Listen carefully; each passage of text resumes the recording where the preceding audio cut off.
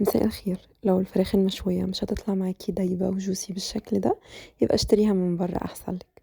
يلا بينا نعمل فراخ مشوية دايبة بالشكل اللي انتوا شايفينه ده، وطرية، وبجد اوعدكم ان هي هتبقى احلى من بره 100 مرة وكمان انضف، وبتتبيلة ولا اطعم.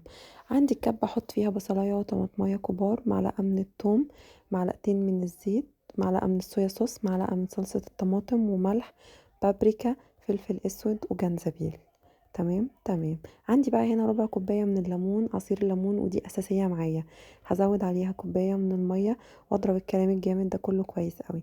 هجيب بقى الفرخة بتاعتي، وتقدري تعملي فيها ايه، يعني تشرحيها بالطريقة اللي انت عايزاها.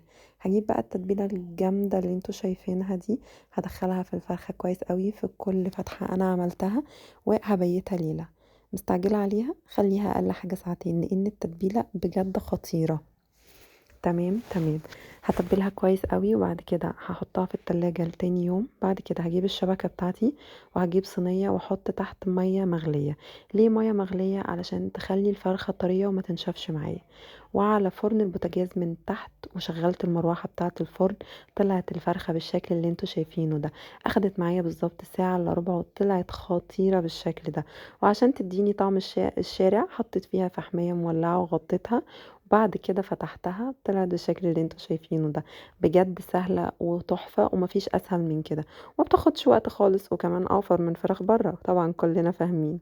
قدمت معاها رز بسمتي وصوص دقوس، خطيرة.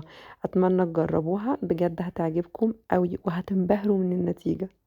ولو عجبتكم الطريقة وحابين تجربوها، ما تنسوش تعملوا لي فولو لايك لحاجات تانية اكتر.